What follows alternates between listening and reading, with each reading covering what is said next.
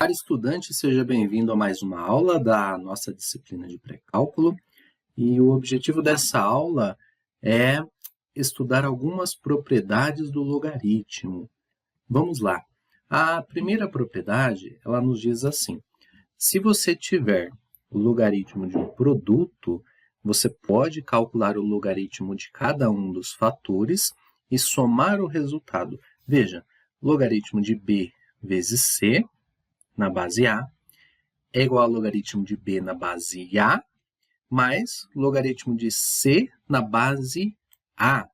Isso é particularmente útil quando nós sabemos o logaritmo de, por exemplo, nós não sabemos o logaritmo de B vezes C, mas nós sabemos o logaritmo de cada um separadamente.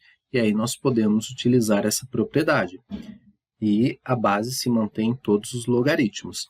Veja aqui dois exemplos. Primeiro exemplo, nós temos logaritmo de 3 vezes 4, que é 12, certo? Aqui o 3 e o 4 já está separadinho, né? 3 vezes 4. Mas nós poderíamos ter assim, logaritmo de 12 na base 5. Se nós não soubéssemos quanto que é o logaritmo de 12, mas soubéssemos quanto que é o logaritmo de 3 e o logaritmo de 4, nós podemos utilizar essa propriedade, separar em dois logaritmos, calcular o primeiro logaritmo e calcular o segundo logaritmo, que daí nós conseguiríamos o logaritmo do número em questão. Outro aqui, ó, 2 vezes 3 vezes 5. Bom, aqui dentro, este produto resulta em 30, né? Ele já está fatoradinho, mas o logaritmo, digamos que ele tivesse aparecido assim, logaritmo de 30 na base 4. E nós não sabemos quanto que é o logaritmo de 30 na base 4, mas nós sabemos quanto que é o logaritmo desses fatores, do 2, do 3 e do 5.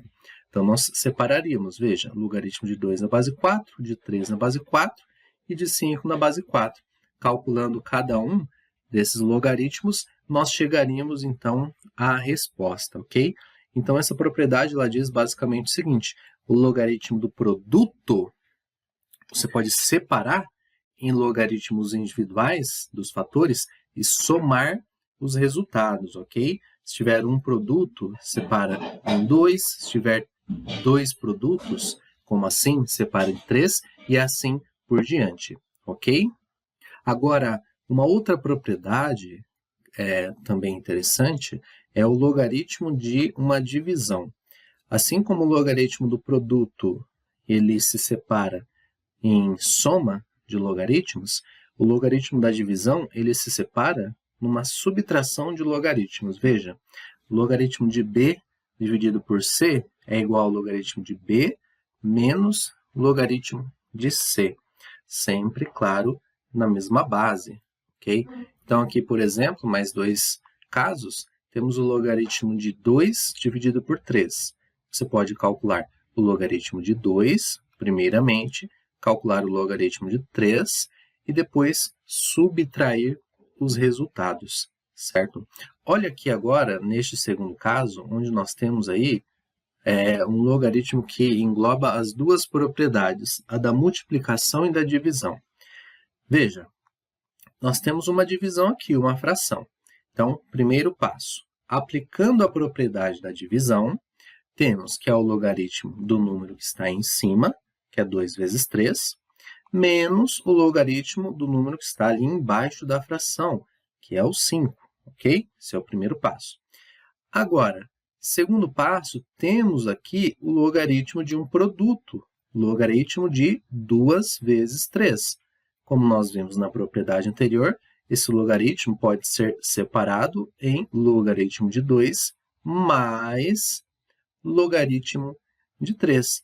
E aí, se nós soubermos quanto que é o logaritmo de cada um desses números, o de 2, o de 3 e o de 5, nós podemos, então, calcular a resposta, certo? Uma observação, não sei se você notou em primeira mão, mas esse logaritmo aqui no segundo exemplo não está com a base indicada, certo? Quando o logaritmo não está com a base indicada, que é o caso deste último exemplo, nós temos ali a base 10, certo? Assim como x elevado a 1 pode ser escrito apenas como x, você não precisa colocar o expoente 1, no logaritmo funciona assim. Quando nós temos um logaritmo de um número a, digamos, e não aparece a base, fique ciente que esse logaritmo, aonde não aparece a base, é o logaritmo de base 10, certo? E mais uma propriedade também é a propriedade do expoente, que diz assim: quando você está calculando o logaritmo de um número e nesse número tem um expoente, esse expoente, veja só, aonde ele pode se deslocar. Ele pode ir aqui para frente do logaritmo, multiplicando. Então, logaritmo de b elevado a alfa, esse alfa pode ir lá na frente, multiplicando o logaritmo, certo? Por exemplo, temos aqui logaritmo de 2 elevado a 5 na base 3. Olha só, esse 5, o que aconteceu? Esse 5 ele vai para aqui na frente, olha só. Então, fica 5, logaritmo de 2 na base 3. Aqui, nesse segundo, raiz cúbica de 2 é a mesma coisa que 2 elevado a 1/3. E esse 1/3, usando a propriedade do expoente, ele vai lá na frente. Então, fica 1/3 vezes logaritmo de 2 na base 5, sempre mantendo a base, certo? E uma última propriedade, ela é um pouco mais elaborada. Veja, você tem um número a, e em cima desse número a tem um logaritmo de b na base a. A base do logaritmo é a mesma base que está ali abaixo. Então, nós simplificamos a base com o logaritmo, sobrando só o b, que é o logaritmando, ok? Essa propriedade aí é um pouquinho, ela é bem, talvez, estranha a primeiro momento, mas ela funciona, e funciona, por exemplo, para resolver esses casos aqui, ó. Veja, tem o 8 elevado ao logaritmo de 5 na base 2. Note que nós não temos aqui a mesma base, né? Se nós tivéssemos assim, ó, 2 elevado ao log de 5 na base 2, aí aplicaríamos essa propriedade e sobraria só o 5. Mas não é a mesma base que nós temos ali. Mas veja, o 8 é múltiplo de 2. O 8 é 2 ao cubo, certo? Então, fica 2 ao cubo e lá em cima fica log de 5 na base 2. Agora, esse 3 pode ir multiplicando o expoente que está lá fora. Então, fica 2, 3, log de 5 na base 2. Muito bem. Temos a base aqui igual à base do logaritmo que está em cima. Só que nós não podemos efetuar a simplificação ainda, porque, veja, na propriedade você não vê ninguém aqui na frente do logaritmo multiplicando. E aqui nós temos esse 3 multiplicando. Só que, usando a propriedade inversa agora, da potência, o 3 ele pode vir aqui em cima do 5. Então, fica 2 elevado a log de 5 ao cubo na base 2.